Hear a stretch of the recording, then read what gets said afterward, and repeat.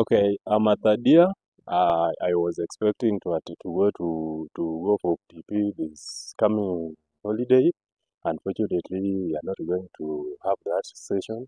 On my view on doing it after 4.2, for the most of us, it is going to be a challenge because you realize that some of us, like in our school, as you can see, we always have a program of having two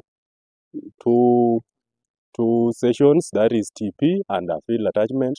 Ni kwa mara ya kwanza wanafunzi watatu kutokwenda katika masomo yao nyanjani kutokana na masaibu yaliyokumba chuo hiki mwaka jana. Hata hivyo, wanafunzi hawa waonekana kukubali jambo hili ingawaje shingo upande.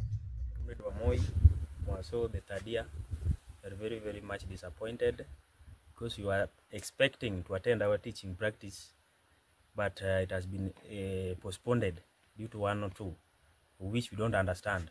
We are very ready and use our help which we get to buy the clothes which we are using. We are going to attend those classes. We were very vigorous to attend those classes. We were very ready, but we are much disappointed. You realize that for other schools it will be a benefit because most of them can be consumed after going for TP, but for us we will have to come back and go for field attachment. So according to us as School of Agriculture, it has been a great disappointment because we never expected to be disrupted like that, such that we expected to go to our field attachment, then going out of the school. Now here comes a case where we will be going for TP, then back to school and then going for field attachment, of which consuming us outside there as teachers will be a challenge because a school may lack that confidence in you. Ifikapo mwezi wa 4, vyuo mbalimbali huenda likizoni, ila kwa sasa chuoni hapa hakutakuwa na likizo, kwani masomo yataendelea kama kawaida ili kurudisha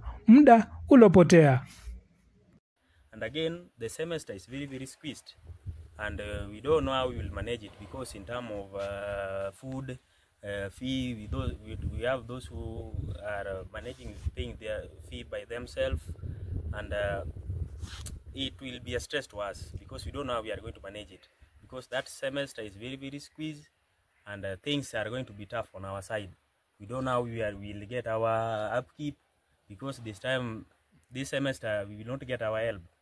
So it will be stressful to us.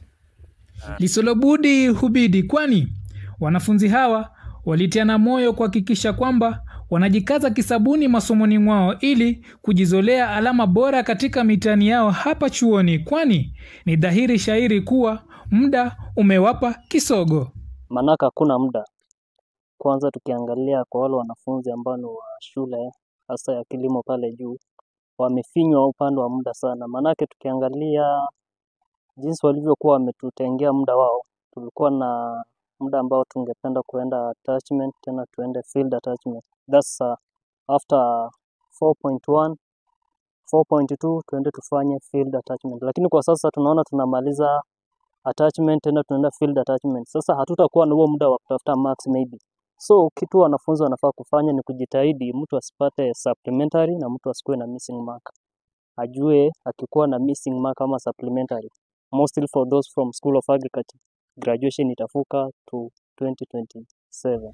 Aidha, bodi simamizi ya chuo imeomba kulivalia njuga swala la njaa.